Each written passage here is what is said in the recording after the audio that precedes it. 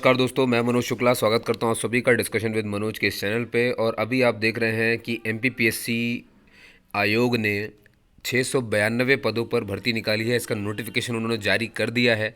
अब किसके लिए भर्ती है वो मैं आपको इस वीडियो के आगे बताऊंगा, ठीक है। तो चलिए चलते हैं, जानते हैं इस बात को। देखिए भाई, तो आपने देख लिया होगा कि ये जो भर्ती है, ये भर्ती खुली है आपकी आयुर्वेदिक मेडिकल ऑफिसर की, यानी कि आयुर्वेदिक चिकित्सा अधिकारियों के लिए एमपीपीएससी की 692 पोस्ट हैं, ठीक है। सब बताऊंगा कि क्या क्या करना है आपको, है ना। चलिए सुनते हैं, आगे चलते हैं। तो जैसा कि मैंने कहा 2021 की भर्ती है। मेन चीज़ क्या है, डेट होती है। देखिए, तो डेट जो नोटिफिकेशन है उसमें ये बताया गया है कि 15 जनवरी से आप आवेदन कर सकते हैं और लास्ट डेट आवेदन करने की 14 फरवरी है, ठीक है। याद रखिएगा, 15 जनवरी से अभी आवेदन शुरू नहीं हुए हैं, अभी होंगे।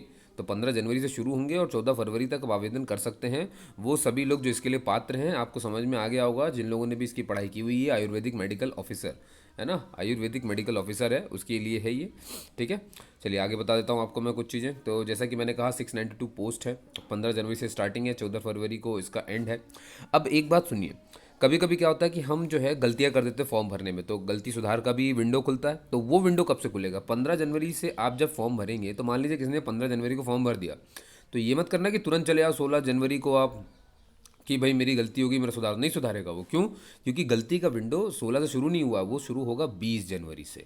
तो याद रखिए, जब भी आपने 15, 16, 17, 18, 19 इतने दिन में कोई भी गलती की है, तो आप तुरंत चेंज नहीं कर पाओगे जब तक विंडो ओपन नहीं होगा। तो गलती सुधार का विंडो जो ओपन होगा वो 20 जनवरी से ओपन होगा, ठीक है। और कब तक रहेगा, एक महीना जोड़ लो, पूरा 16 फरवरी तक रहेगा। मतलब आपकी जो लास्ट डेट है 14 फरवरी, उससे भी 2 दिन आगे तक आप त्रुटि को सुधार सकते हैं। इतना टाइम दिया जा रहा है। और त्रुटि का सुधार में सिर्फ 50 रुपये एक्स्ट्रा लगते हैं और कुछ भी नहीं लगता है, ठीक है। तो ये याद रखेंगे, त्रुटि कब से शुरू होती है। ये देखिए, जैसा मैंने कहा आपसे 50 रुपये। अब एज की बात कर लेते हैं। तो मिनिमम जो एज है वो 21 है और जो मैक्सिमम है वो 40 है। तो बनी बात है, आप आराम से भर सकते हो उसको, ठीक है, जैसा कि मैंने आपसे कहा है। और 1 जनवरी 2022 से के आधार पर ये काउंट करेंगे। तो याद रखिए, बस आप 21 और 40 के बीच में होने चाहिए, ठीक है। ज़्यादा परेशान होने की ज़रूरत नहीं है आपको। अब देखिए, जो जनरल कैटेगरी है उनके लिए, जो मेल कैटेगरी में बात कर रहा हूँ अभी अभी पुरुषों के लिए, तो जनरल कैटेगरी में 188 हो गई आपकी जनरल कैटेगरी के लड़कों के लिए। एससी के लड़कों के लिए 110 है, एसटी के लिए 138 है, जबकि ओबीसी के लिए 187 पद है और ईडब्ल्यूएस के लिए 69 है। अब बात करते हैं महिलाओं में। तो महिलाओं में जनरल कैटेगरी की महिलाओं के लिए आपको 62 पद मिलेंगे। एससी में महिलाओं के लिए 36 है, एसटी में महिलाओं के लिए 46 है, ओबीसी में महिलाओं के लिए 62 है और ईडब्ल्यूएस में आने वाली लड़कियों के लिए, महिलाओं के लिए 23 है, ठीक है। तो आप सभी इसको भरने के पात्र हैं, तो आप बिल्कुल याद से भरेंगे।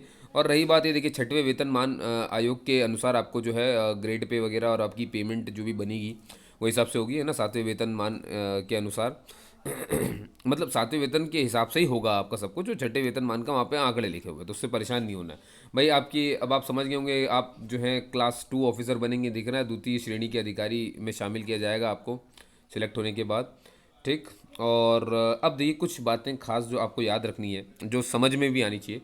इन्होंने कहा है कि उम्मीदवार को मध्य प्रदेश राज्य में विधि द्वारा स्थापित आयुर्वेद यूनानी बोर्ड में अस्थायी पंजीयन सही, अस्थायी पंजीयन के साथ ही स्नातक में अंतिम। अब ये क्या होता है, कई सारे बच्चे ये पूछ लेते हैं, सर हम लास्ट ईयर में तो अप्लाई कर सकते हैं। भाई अगर आप लास्ट ईयर में, तो आप बिल्कुल अप्लाई कर सकते हो, साफ साफ लिखा है।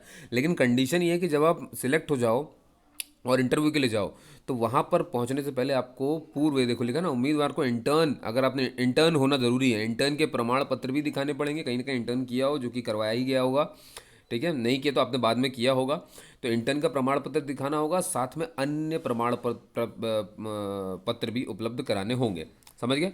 मतलब यहाँ आते आते आपके पास डिग्री हो जानी चाहिए, ये इनका कहना है। तो अंतिम वर्ष के बच्चों अप्लाई कर सकते हो, दो पेपर तो दो, ठीक है।